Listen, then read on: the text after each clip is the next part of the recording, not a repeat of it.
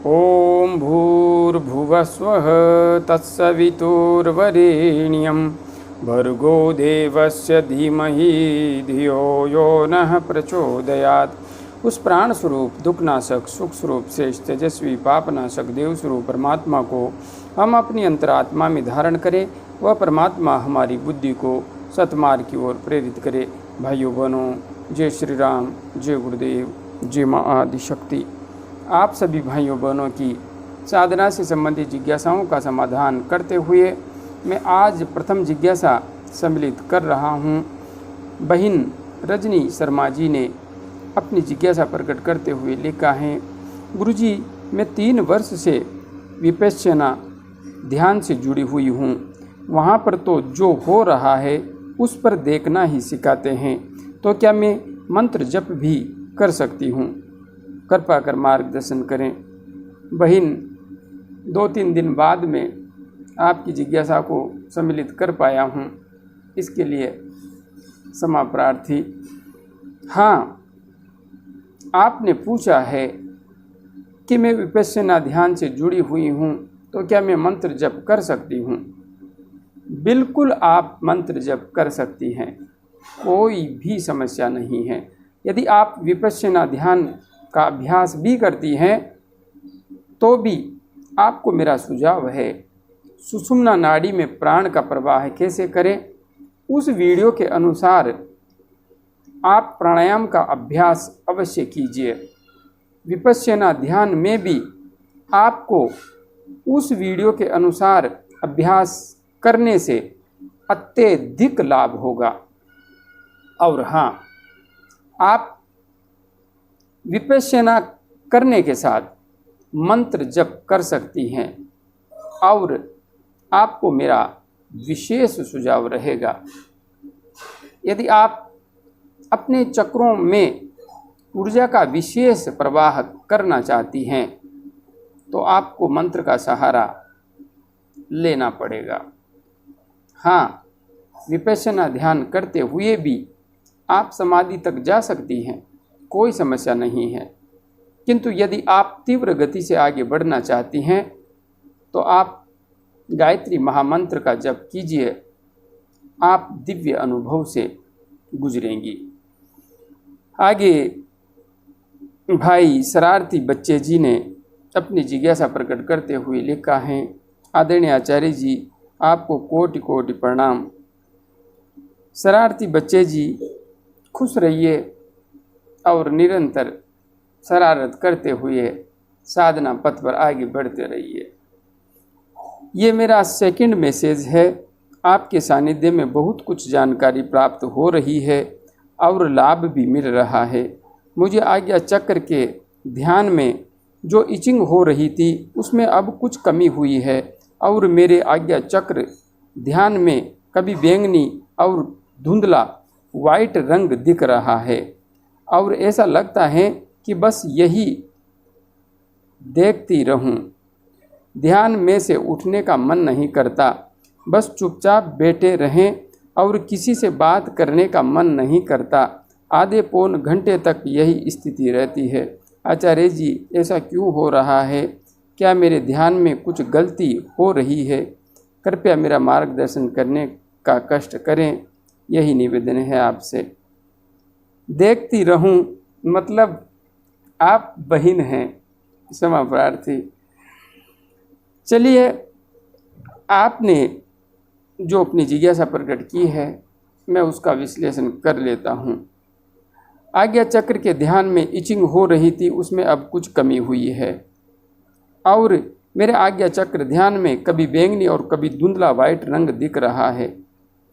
तो यहाँ पर आपको जो कुछ भी अनुभव आ रहा है, विशेष बात यह है बहन कि आप गहराई से ध्यान के मार्ग पर आगे बढ़ रही हैं और ऐसा लगता है कि बस यही देखती रहूं। ध्यान करते हुए यदि ऐसी स्थिति घटित होती है कि मैं इसी प्रक्रिया से निरंतर गुजरता रहूं या गुजरती रहूं, तो निश्चित है यह अपने आप में उत्कृष्ट स्थिति है, बहुत ऊंची स्थिति है। इसलिए आप बहुत अच्छी स्थिति में पहुंच गई हैं और किसी से बात करने का मन नहीं करता। यह तो दिखा रहा है कि आप समाधि के दरवाजे पर आकर खड़ी हो गई है। आधे पौन घंटे तक यही स्थिति रहती है।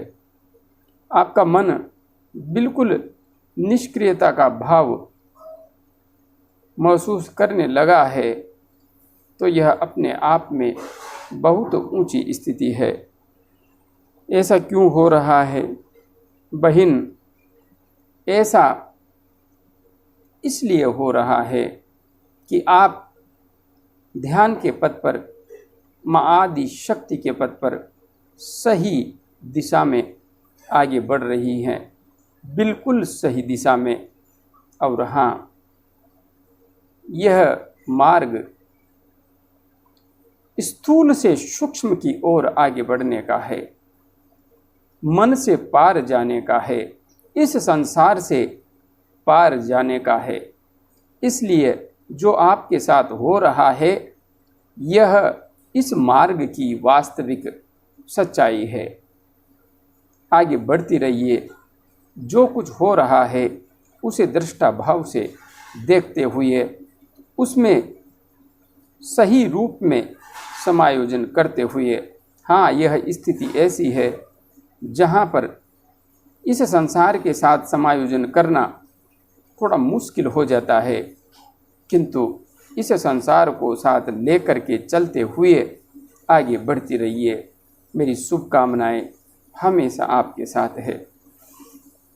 आगे भाई मनीष कुमार जी ने अपनी जिज्ञासा प्रकट करते हुए लिखा है, प्रणाम गुरु जी, प्रणाम मनीष जी, प्रणाम। आपको ड्रिल मशीन की आवाज़ कितने साल के बाद आई थी? मेरी जिज्ञासा का समाधान करिएगा गुरु जी, ये मेरे लिए बड़ी जिज्ञासा है। अरे भाई मनीष, मुझे लगता है तू साधना कर ही नहीं रहा है। जब भी प्रश्न पूछता है मेरे को हमेशा यही लगता है, हमेशा यह तो निश्चित है कि YouTube पर हमेशा उपस्थिति दर्ज होती है, किंतु साधना के प्रति गंभीरता नहीं।